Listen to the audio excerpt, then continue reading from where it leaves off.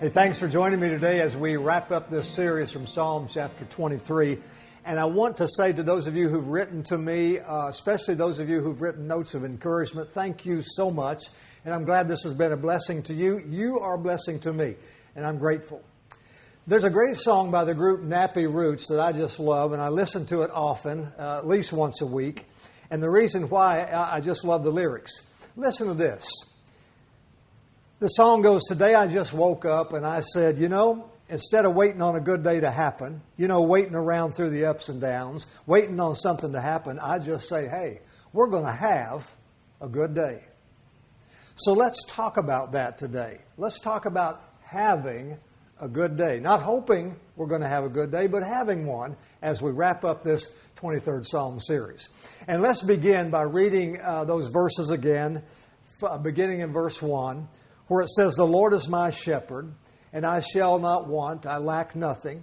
He makes me lie down in green pastures. He leads me beside quiet waters. He refreshes my soul.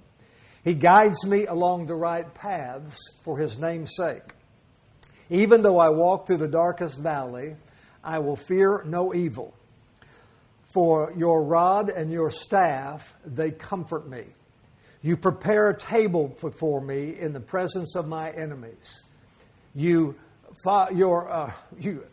anoint my head with oil. My cup overflows. Surely your goodness and mercy will follow me all the days of my life, and I will dwell in the house of the Lord forever. That last verse is the one I want to look at for a few moments today. All right? Now, remember this. God did not give us Psalm 23 just to educate us about our relationship with Him. He gave us this psalm so that we might experience a relationship with Him. That rather than just being a shepherd, that He would actually be my shepherd. Because how many of you know there's a huge difference between a and my, right? So it's not so much about what we learn from this psalm as it is what I live from this psalm because of what I've learned. All right, today this last verse, verse 6, as we think about this, how can we have a good day every day? I want to give you two things. First of all, we can have a good day every day because goodness and mercy are always watching over me. Now notice the psalmist says here, surely goodness and mercy shall follow me all the days of my life. Because God knows we need both of these if our best days are ahead of us. We need mercy because no matter how much we love God and love other humans, we are still going to do some stupid sheep stuff from time to time, yes? So we need His mercy. And we need God's goodness too, because even in the best of times, we will still have those day-to-day needs. So now watch. Watch what David is doing here. In describing the nature of our shepherd God, he's actually painting a word picture of a shepherd out on the Judean hillside, just him and his sheep, and his two sheepdogs, goodness and mercy, if you will. And those two dogs are continually circling the flock, especially bringing up the rear as the shepherd is out front leading. Now, I don't know if you've ever seen a good sheepdog or a good cattle dog work, but it is a truly beautiful and graceful thing to watch. So with innate skill and precision, these dogs will gather the sheep, bunch them, guide them, and bring them over this way and then back over that way. And when there's a stray or a wandering sheep, the dogs would go and gently lead and encourage that sheep back into the flock where the shepherd is leading. Now, why do they do that? For one thing, they're protecting the sheep. You see, what if not just one or two, but what if an entire pack of wolves were to attack? And that was common in this day. Well, the shepherd would no doubt lose some of his flock unless old goodness and mercy were around. The shepherd, armed with his rod and staff, accompanied by sheepdogs, goodness and mercy, could fend off even a considerably large number of predators. And notice that David says, goodness and mercy shall follow us all the days of our lives. That word follow is a strong, strong Hebrew word. It's more than just passively walking along behind. It literally means to pursue. It is a strong, fierce word, a vivid word, and it is a word used to describe God pursuing us. Oh, I know what you mean, Pastor. Like if I don't live right, God's going to come and get me and punish me, right? No. But how sad that so many of us grew up believing that kind of interpretation of God. Here's the real deal. While it's true no one escapes God, what is also true is that when God comes, He comes with goodness, meeting all of our needs, and He comes with mercy, assuring us of His continued love and forgiveness. Think about your pets. How many of you have a dog and a cat, or a dog and a cat, or a cat? We actually have one of each. We have a dog and we have a kitty. My wife is always laughing at me because every time I come out of my office, going to the kitchen or to the printer or even the bathroom, here were both of our fur babies right behind me. 1, 2, 3, just following me lockstep. Seriously, though, the entire Bible from beginning to end is this striking story of God's persistent pursuit of His creation. Beginning with God walking through the garden, calling out to Adam, to the last chapter of the book, God lovingly and lastingly pursues us. Which, by the way, is the primary difference between Christianity and religion. Religion is humankind pursuing God. Christianity is God pursuing humankind. One other thing here. This verse says, goodness and mercy shall follow me all the days of my life. Think about that. Think about our shepherd God never giving up. Every day, day in, day out, every moment, God is pursuing me with His goodness. God is pursuing me with His mercy. Isn't that great? Someone say, my, my. Listen, some of you are in a storm today, aren't you? Feels like the enemy's pressing in from all sides. Fear not. God's goodness and mercy are with you. Some of you have faced things this past year and are still facing things that you never could have imagined you would face. God's goodness and God's mercy have not abandoned you. Some of you have children breaking your heart today, or a marriage on the brink, or a loved one who's passed. Maybe a dream has been shattered or a promise has been broken. Here's your good news. Are you ready? All the days of your life, the good days, the bad days, even the worst days, goodness and mercy will be there. Goodness and mercy will persevere. A mother wrote these words after losing her only son to a tragic accident. She said, when we walk to the edge of all the light we have and take that step into the darkness of the unknown, we must believe that one of two things will happen. Either there will be something solid to stand on, or God will teach us to fly. Isn't that beautiful? And so very true.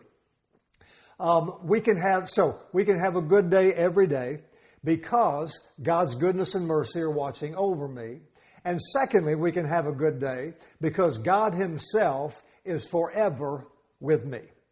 Now, David said in this verse, surely your goodness and mercy will follow me all the days of my life, and I will dwell in the house of the Lord forever.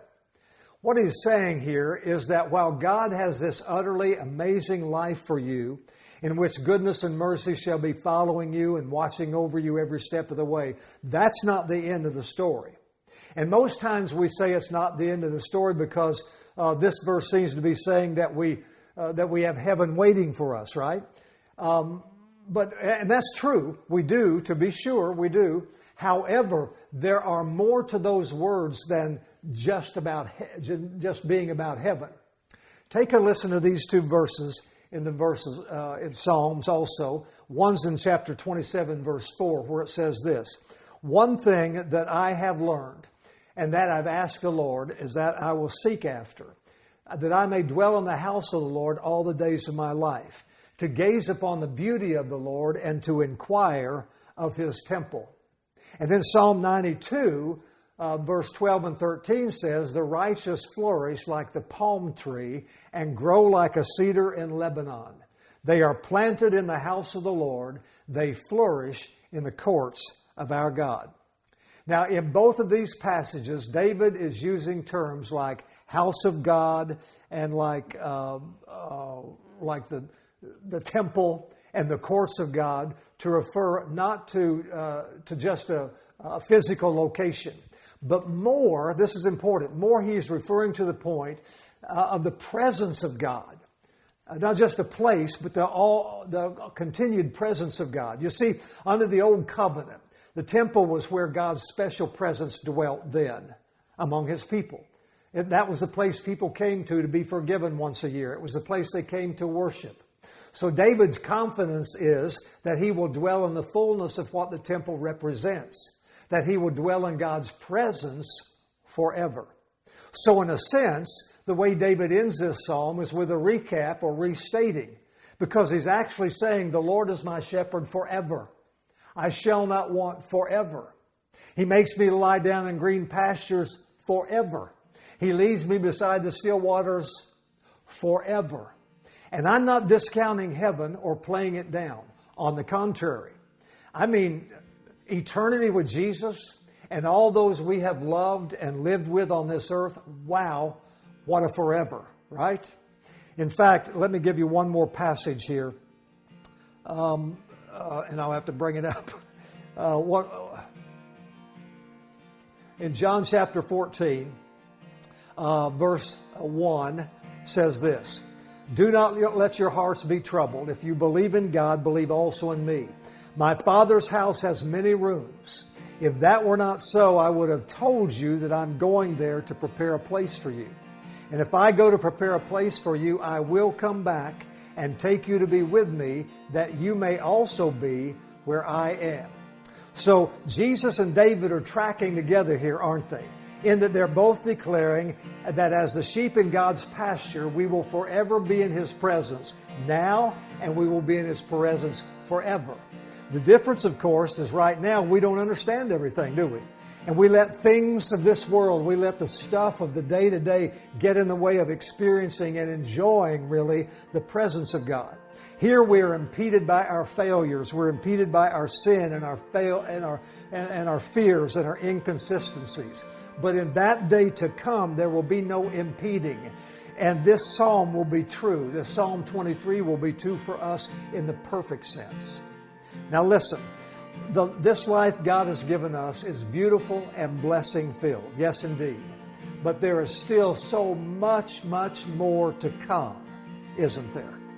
Both here on this earth and one day face to face with Him in eternity, which means we can have a good day every day. Listen, forever. Someone say, forever is a long, long time. And it is. Well, I'm going to wrap that up. That's it for today. Thank you again for joining me for the series. We'll begin a new one next week. I can't wait to share it with you. If I can answer a question for you, or if I can pray for a particular need you have, please contact me, newdaychurchbrandon.org. You can drop me an email there, or you can just hit me up on any social media site. Just personal message me, and I'll get right back to you. God bless you. Father, in the name of Jesus, I pray for every person who's watching today.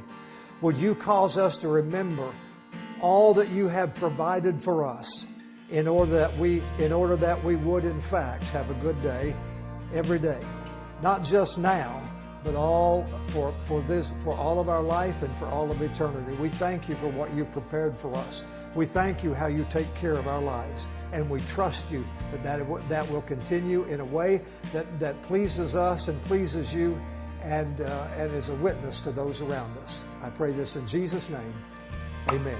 Thanks again. We'll see you soon. Bye-bye.